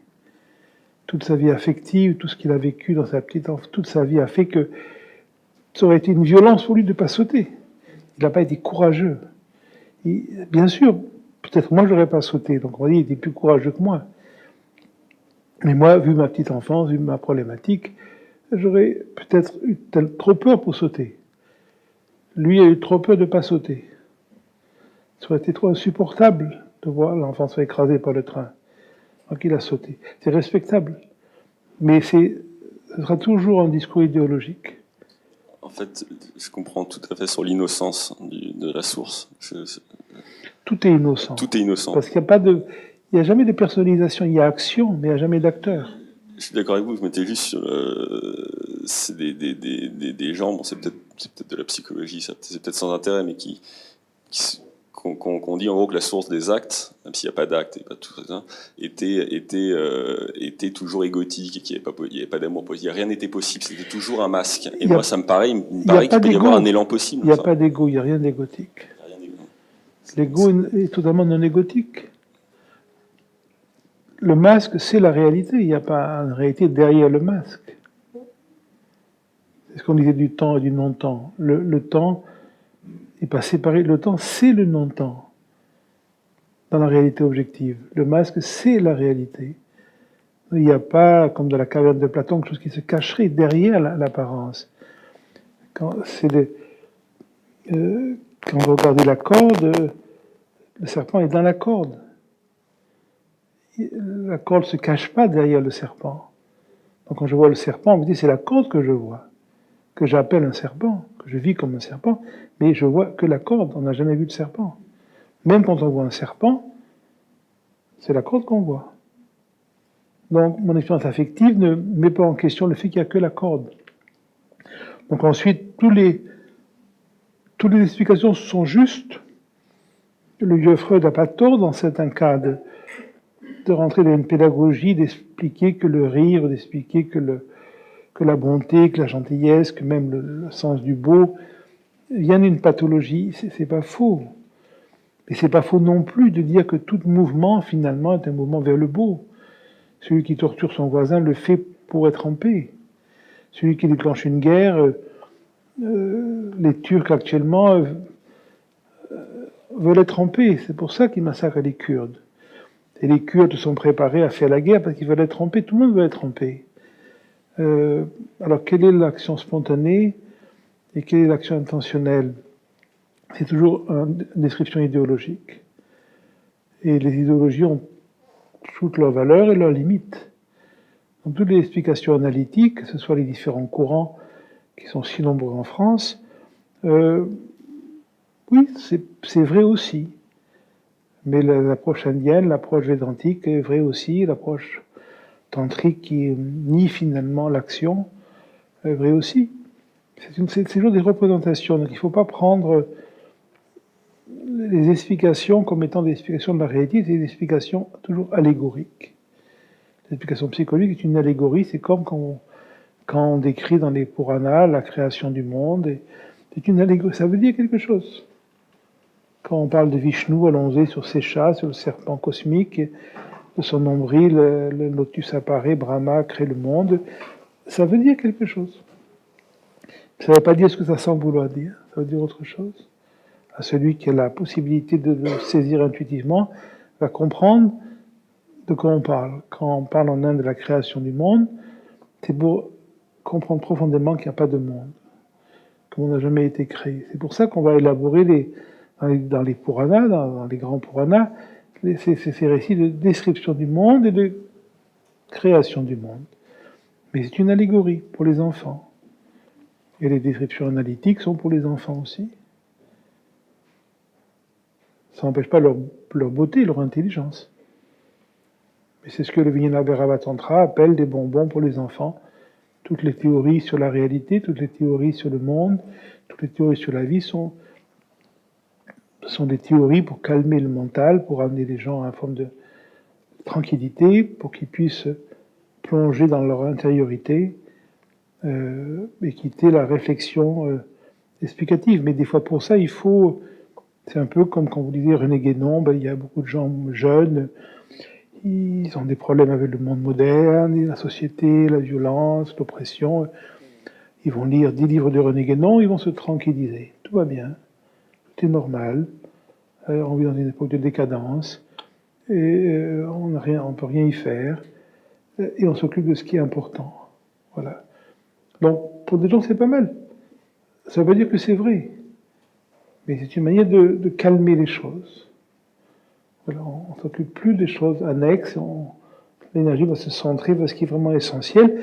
Ce qui est essentiel, c'est percevoir son fonctionnement, sans mettre l'accent sur le fonctionnement, mettre un accent sur cette écoute. Dans toutes les descriptions de la création du monde, toutes les descriptions de comment le monde, de la création, de la progression, de l'évolution, de la décadence, c'est des théories infantiles pour calmer le mental, pour que les gens s'occupent enfin de ce qui est important. Et les théories analytiques, psychologiques ont la même valeur. Donc c'est pas faux. À un enfant, on va donner des fois des justifications, des explications, jusqu'à ce que mon œil puisse pressentir la vie sans explication. Il n'y a rien d'explicable, parce qu'il n'y a rien, toutes les représentations. Donc les différentes théories que vous avez formulées sont pour moi tout à fait leur place pédagogiquement. Je suis d'accord avec vous sur le...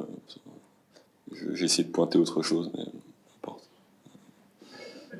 C'était pas exactement sur le... Tout est innocent, il n'y a pas... Tout ça, c'est quelque chose que je vois.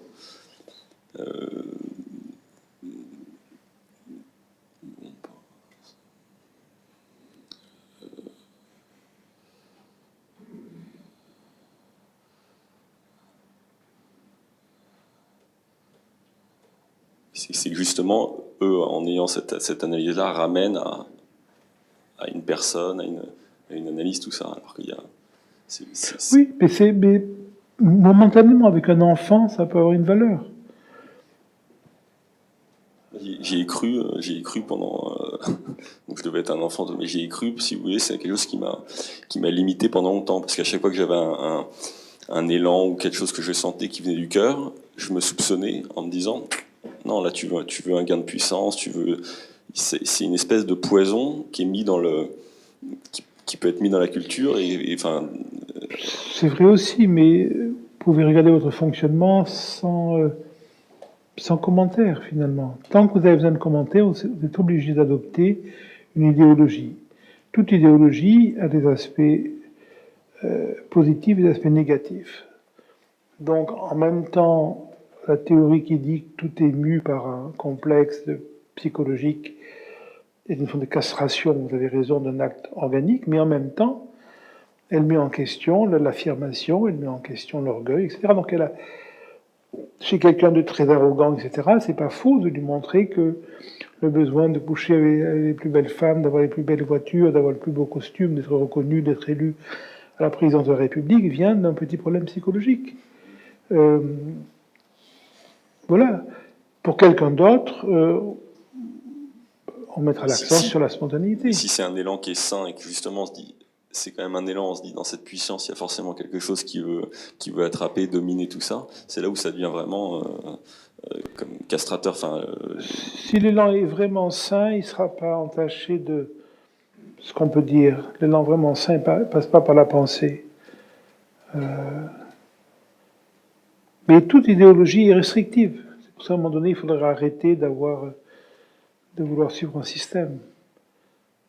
Mais pour moi, tous les systèmes ont leur place. Le communisme, le fascisme, le capitalisme, l'écologisme, le libéralisme, c'est toutes les théories analytiques, toutes les théories yogiques, malgré leur extraordinaire limite intrinsèque, pour moi, ont leur place. Pourquoi elles sont là?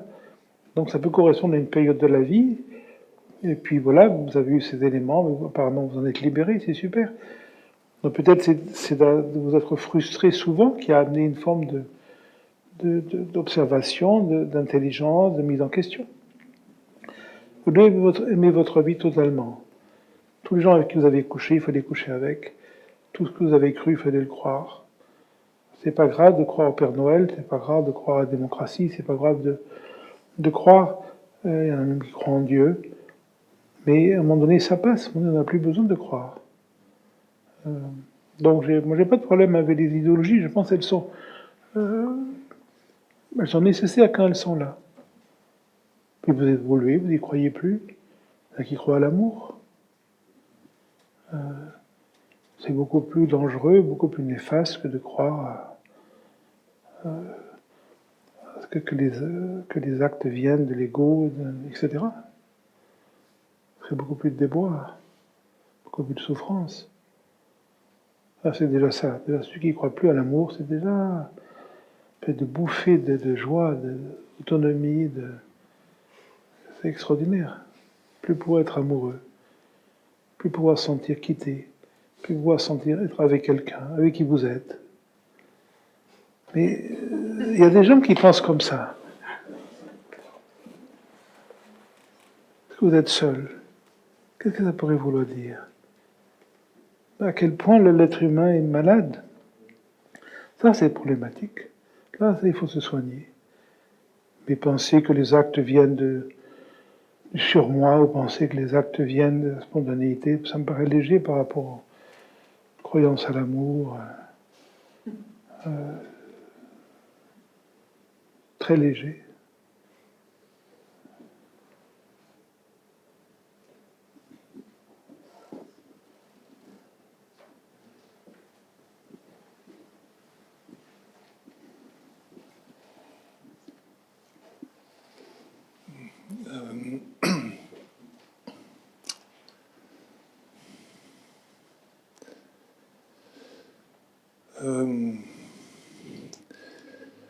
Ça se... Comment... Je ne sais pas trop. Je sens qu'il y a quelque chose, mais je ne sais pas trop comment le dire. D'autant que tout se dit tout le temps, là.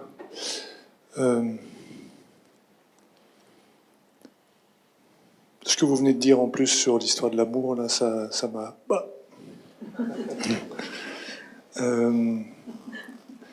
Je sens quelque chose et du coup, c'était comment...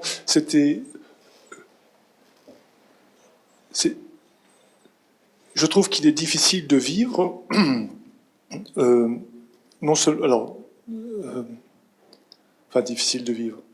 C'est une assez grande merveille de vivre. Mais du coup, d'être au contact de tout ça, de déjà ce qui nous traverse, Moi, j'ai beaucoup de difficultés à ne pas vouloir contrôler les autres. Et plus je suis au contact de ce qui me traverse, plus j'ai l'impression d'entendre ce qui traverse les autres. C'est peut-être tout simplement une impression. Et je trouve ça très pénible de vouloir tout le temps contrôler les autres. Et je ne sais pas, je ne sais pas quelle est la question. En fait,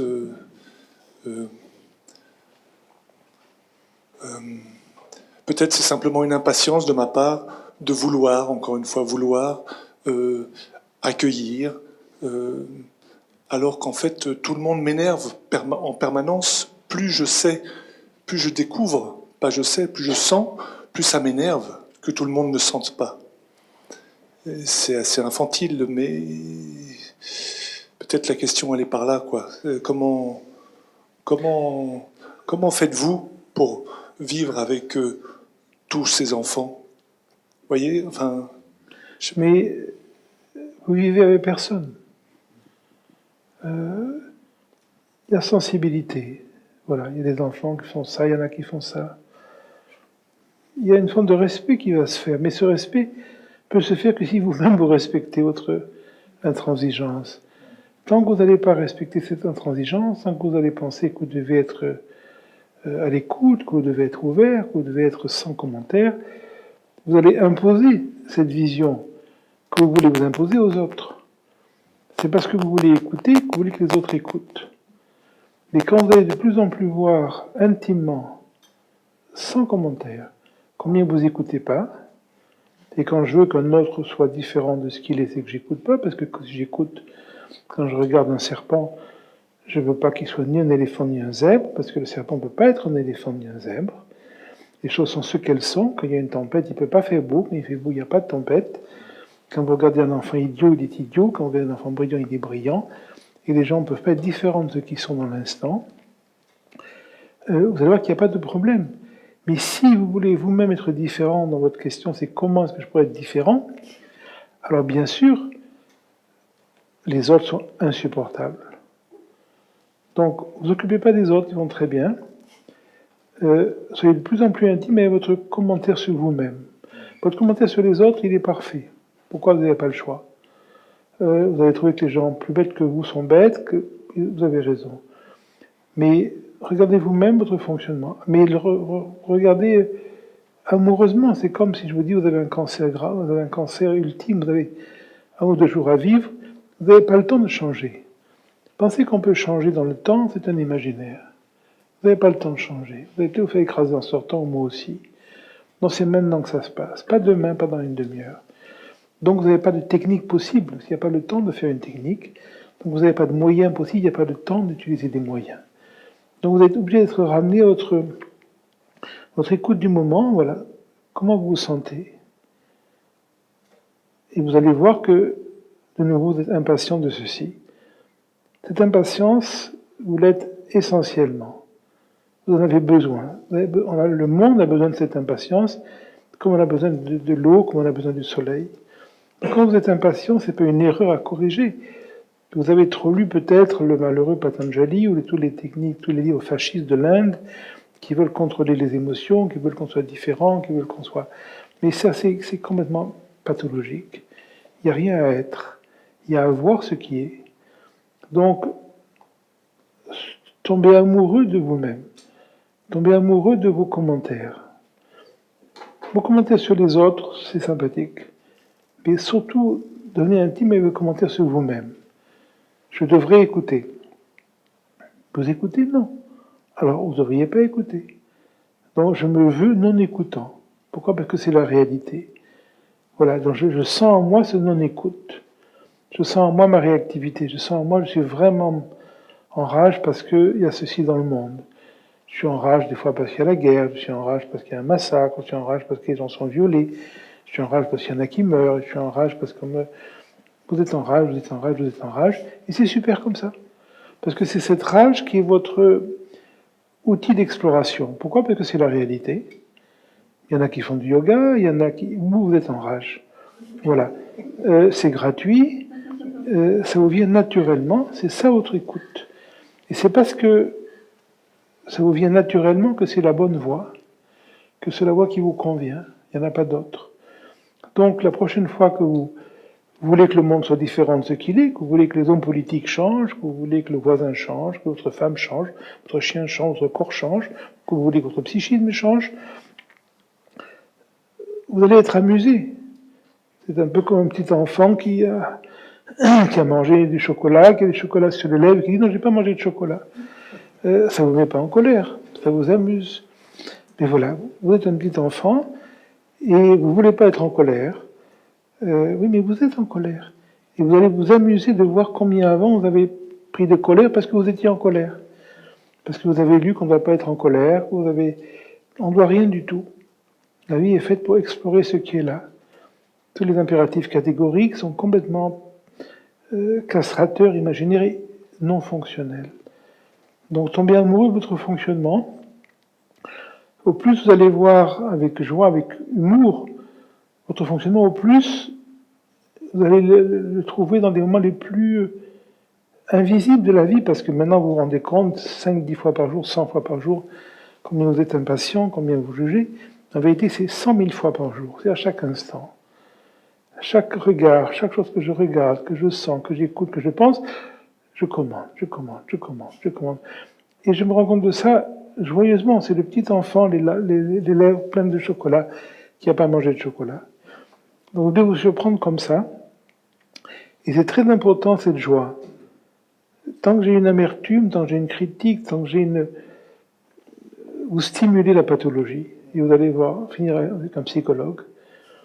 Donc il faut être joyeux de ce qu'on voit. Pourquoi ? Parce que c'est ce qui est essentiel. C'est pas un hasard si vous voyez ça. Ce qui nous arrive est essentiel. Et si vous mourrez en sortant dans la rue, il faut que vous fassiez connaissance maintenant de cet essentiel. Donc je dois me donner dans l'instant, pas demain, pas quand ça ira mieux, pas quand j'aurai fait du yoga, pas quand... Non, maintenant, à cet essentiel. Cette essentialité, c'est ce qui me touche. Vous êtes en rage, ça vous touche. C'est ça qu'il faut écouter. Et au plus vous allez vous donner à ces moments joyeusement devant votre fonctionnement, sans le moindre commentaire, vous ne pouvez pas changer, vous avez essayé 10 000 fois. C'est pas la peine de regarder si vous êtes de gauche en position de droite ou vice-versa, en disant je vais l'accepter, vous ne pouvez pas l'accepter. Donc, arrêtez d'essayer d'accepter ce qui est inacceptable pour vous. Mais acceptez votre fonctionnement. À ce moment-là, il y a un peu de convergence qui va se faire des énergies. Les extrêmes, les pathologies les plus grandes de votre critique vont se diminuer. Vous allez rester de droite ou de gauche, vous allez garder vos goûts sexuels, vous allez garder vos goûts, etc. Mais vous allez un peu moins être traumatisé par des choses qui sont différentes. Et progressivement, il y a une espèce de détente qui va se faire. Et puis à un moment donné, vous verrez, vouloir se changer est complètement imaginaire. Parce que on ne peut pas se changer. Vous et moi, on va garder les mêmes pathologies toute notre vie. Et c'est bien comme ça. Pourquoi ? Parce qu'il n'y a pas de hasard. Dans les pathologies qu'on a, on en a besoin. Et les pathologies ne sont pas pathologiques. C'est des caractéristiques. Ces caractéristiques, il faut les accepter. Il faut des boulangers, il faut des charcutiers, il faut des soldats, il faut des prostituées, il faut des banquiers, il faut des gens honnêtes, il faut des gens malhonnêtes. On a besoin de ça. La vie, c'est un ensemble. Il ne faut pas qu'il y ait des serpents, il y a des dinosaures, il n'y a rien qui est mieux. Momentanément, si on s'est écrasé par un dinosaure, on pense qu'il vaut mieux qu'il n'y ait pas de dinosaure. Mais chaque chose a sa place. Si votre maison brûle, vous pensez que les tempêtes, les feux sont inutiles. Mais ça fait partie de l'ensemble. Donc à un moment donné, vous allez vous regarder avec une espèce d'affection, et comme vous vous regardez, vous allez voir les autres. Et quand vous arrêtez de vouloir vous changer, vous allez voir combien le voisin est exactement parfait comme il est. Et quand vous allez regarder un communiste ou un fasciste à la télévision, vous allez couper le son, vous allez regarder l'image quelques minutes, vous allez regarder ses oreilles, son cou, vous allez regarder comment il bouge, et vous allez voir combien cet homme est exactement fait pour ce qu'il fait. Comment avec les parents qu'il a eus, avec les imaginaires qu'il a eus, avec le malheureux, il ne peut pas penser autrement. Il ne peut pas mentir autrement, il ne peut pas avoir besoin de se vendre autrement. Il y est vraiment pour rien. C'est comme un serpent qui, voilà, le serpent fait ce qu'il a à faire. Si vous marchez dessus, il vous mord, c'est pas un méchant serpent. L'homme politique n'est pas méchant. Il a besoin de votre vote. Donc il dit ce qu'il faut pour ça. Chacun a son rôle. Donc à un moment donné, il n'y a plus de... Ça ne veut pas dire que vous allez voter pour lui, mais ça veut dire que vous n'allez plus avoir la rage. Vous allez comprendre quelqu'un, moi j'ai des amis d'extrême, extrême, extrême gauche, des amis d'extrême, extrême, extrême droite. Je les aime autant. Je comprends pourquoi certains, pour les droits sont si importants. Je comprends d'autres personnes pour qui les devoirs sont si importants. Moi je ne sais pas ce qui est juste. J'ai une résonance personnelle, mais elle n'est pas juste. Elle vient de mes parents, elle vient de mon éducation, de ce que j'ai lu, et ceci a fait que je pense plus d'un côté que de l'autre. Mais c'est pas juste, c'est ma limite. Quelqu'un d'autre avec une autre expérience dirait les choses très différemment. Donc, cette acceptation profonde de vous-même, dans vos limites, va faire que vous allez trouver, quand vous allez commencer à vous trouver parfait comme vous êtes, pas parfait de manière hédoniste, mais parfait parce que vous n'avez pas le choix, parce que le serpent est parfait, pas par rapport à un éléphant, mais par rapport à lui-même. Mais vous allez voir que les voisins sont également parfaits. Quand le voisin fait trop de bruit, il ne fait pas trop de bruit, il fait du bruit. Et vous allez voir, ça va rester non psychologique. Et celui qui raye votre voiture, et celui qui ne vote pas comme vous, et celui qui ne mange pas comme vous, et celui qui voit la vie autrement, vous, va plus être quelque chose d'agressif, va plus être quelque chose de dérangeant, mais va être ce qui est là. Mais il faut commencer par vous-même. Donc ne cherchez pas de changer les autres, ne cherchez pas de changer le comportement sur les autres. Explorez la vision de vous-même. Voilà comment... vous voyez combien vous êtes critique envers vous-même, combien vous voulez toujours vous changer, c'est pour ça que vous voulez changer les autres. Vous ne supportez pas, donc bien sûr les autres vous insupportent. Commencez par vous-même, ça finit là. Le reste est complètement imaginaire. Et c'est facile pour vous, vous êtes intelligent. Donc il faut le sens de l'humour, il faut le sens de... C'est léger de se voir. S'il y a le moindre élément de sérieux, vous êtes à côté. Vous avez votre prétention joyeusement. Voilà. Voilà, je vois. Il n'y a aucun commentaire. Je n'ai pas à changer ce que je vois. Ce que je vois est parfait. Pourquoi ? Parce que c'est là. Et là, il y a un immense espace qui va se créer. Et vos relations avec vous-même vont complètement changer. Il n'y aura plus d'impatience, il n'y aura plus d'attente. Et on traite les autres comme on traite soi-même. Il faut commencer... Ça commence et ça finit avec ce qu'on appelle soi-même. On me dit que c'est l'heure. Il y a une dernière question ou... Il nous faut le temps de ranger la salle. Alors, merci beaucoup. Merci de venir. Merci.